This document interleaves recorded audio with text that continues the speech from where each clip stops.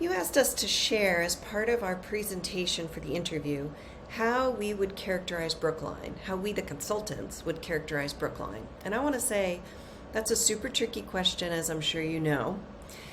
Brookline is complex. It's not black and white, it's multi-layered, it has very distinct neighborhoods, and even after having worked there for over 4 years, I wouldn't presume to characterize Brookline for you as a consultant, as an outsider.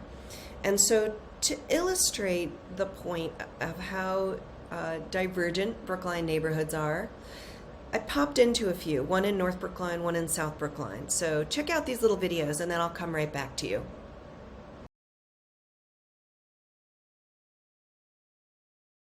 I'm here in North Brookline today in a neighborhood very close to Coolidge Corner. What I love about this neighborhood is the mixture of housing types. I'm standing in front of an historic, probably circa 1870s mansarda cottage, and it is a single-family house, and it is surrounded by multifamily, both older built multifamily and newer constructed multifamily. There's such a rich fabric here, not just of housing types, but a mixture of uses, including the senior center right down the street. It's an extremely walkable neighborhood, and the residential density here is 50 units per acre. That's 50 units per acre.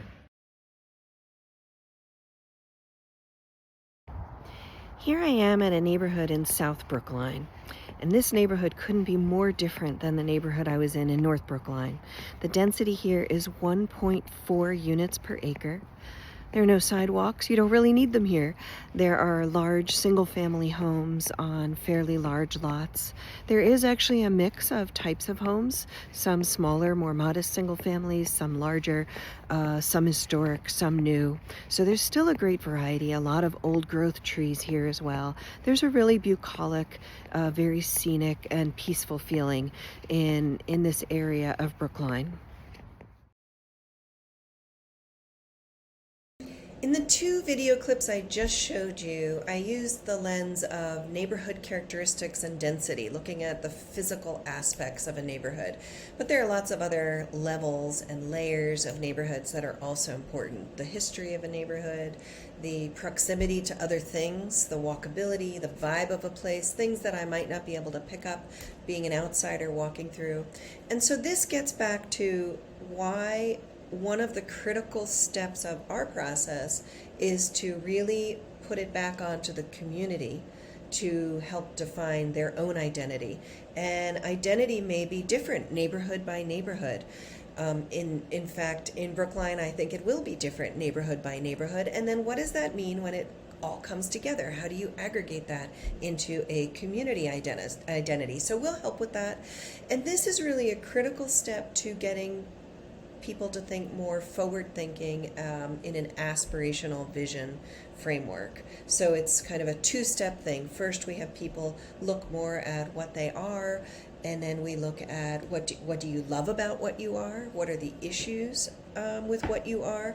And what are your values? What are those judgments about what you love and issues? What are the values that they're based on? We often use a tree metaphor that shows all these different elements of the process. The roots of the tree show how the plan is grounded in people's values.